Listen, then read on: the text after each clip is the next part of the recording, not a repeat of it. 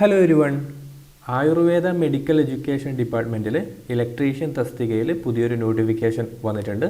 Category number 746/2024 എന്നുള്ളതാണ് അതിൻ്റെ category number. നമുക്കതിൻ്റെ കൂടുതൽ ഡീറ്റെയിൽസ് നോക്കാം. യെസ്, നിലവിൽ ഈ രീതിയിലാണ് ഗസറ്റ് വിജ്ഞാപനം വന്നിട്ടുള്ളത്. 746/2024 Ayurveda medical education electrician scale of pay എന്നൊക്കെ കാണാൻ വേണ്ടി സാധിക്കും. ഇതൊരു ഡിസ്ട്രിക്റ്റ് വൈസ്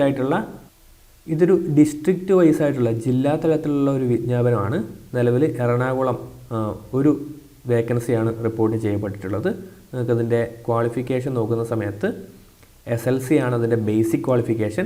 അതിൻ്റെ കൂടെ നിങ്ങൾക്ക് വേണ്ടത് ഡിപ്ലോമ ഇൻ ഇലക്ട്രിക്കൽ എഞ്ചിനീയറിംഗ് കേട്ടോ. ഇതാണ് അതിൻ്റെ ക്വാളിഫിക്കേഷൻ വരുന്നത്. ഇനി ഡിപ്ലോമ അല്ലെങ്കിൽ NTC in trade of electrician obtained after A course of 2 years training in ITI. അതായത് നിങ്ങൾക്ക് ITIയിൽ നിന്നുള്ള NTC സർട്ടിഫിക്കറ്റ് ഇൻ ഇലക്ട്രീഷ്യൻ ഉണ്ടായാൽ നിങ്ങൾക്ക് അപ്ലൈ ചെയ്യാം. അല്ലെങ്കിൽ certificate in the trade of electrician obtained after 18-month course in ITI with 6 months of inplant training. അപ്പോൾ ആർക്കൊക്കെ apply ചെയ്യാം? ഡിപ്ലോമക്കാർക്ക് അപ്ലൈ ചെയ്യാൻ വേണ്ടി സാധിക്കും. NTC ഇലക്ട്രീഷ്യൻ അവർക്ക് അപ്ലൈ ചെയ്യാം. ദെൻ ഇലക്ട്രീഷ്യൻ കോഴ്സ് 18 മാസത്തെ ഇലക്ട്രീഷ്യൻ കോഴ്സ് വിത്ത് 6 മാസത്തെ ഇംപ്ലാന്റ് ട്രെയിനിങ് ഉള്ളവർക്ക് അപ്ലൈ ചെയ്യാൻ വേണ്ടി സാധിക്കും. ഇനി കൂടാതെ ഈക്വലൻ്റ് ഹയർ ക്വാളിഫിക്കേഷൻ ആയിട്ട് കൊടുത്തിട്ടുള്ള ഈ ഭാഗം കൂടി ഒന്ന് നോക്കിയാലോ.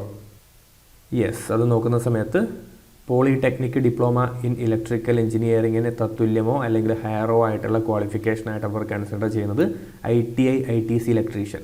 അപ്പോൾ ഇവർക്കും അപ്ലൈ ചെയ്യാം.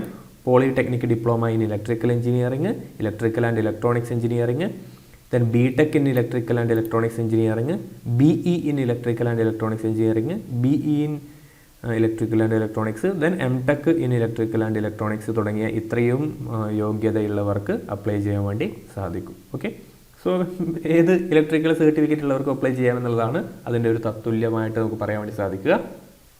നിലവിൽ ഇതൊരു ഗസറ്റ് വിജ്ഞാപനമായിട്ട് കേരള ഗസറ്റ് നോട്ടിഫിക്കേഷനായിട്ടാണ് വന്നിട്ടുള്ളത്. മിക്കവാറും ഇന്ന് രാത്രിയോ അല്ലെങ്കിൽ നാളെയോ ആയിട്ട് നിങ്ങൾക്കിത് കേരള PSCയുടെ നിങ്ങളുടെ പ്രൊഫൈലിൽ കാണാൻ വേണ്ടി സാധിക്കും. അങ്ങനെ വരുന്ന സമയത്ത് നിങ്ങൾ പോയിട്ട് അപ്ലൈ ചെയ്യുക കേട്ടോ. യെസ്, അപ്പോൾ അത്ര മാത്രമേ ഉള്ളൂ. ഈ ഒരു ചാനൽ ആദ്യമായിട്ട് കാണുന്നവരാണെങ്കിൽ ഒന്ന് സബ്സ്ക്രൈബ് ചെയ്യുക. നിങ്ങളുടെ ഈ ഒരു പരീക്ഷയ്ക്ക് അപ്ലൈ ചെയ്യാൻ വേണ്ടി സാധിക്കുമെന്ന് തോന്നുന്നു നിങ്ങളുടെ സുഹൃത്തുക്കൾക്ക് വേണ്ടി ഷെയർ ചെയ്ത് കൊടുക്കുക. വീഡിയോ ഒന്ന് ലൈക്ക് ചെയ്യുക. നമുക്കിനി മറ്റൊരു വീഡിയോയിൽ കാണാം. താങ്ക്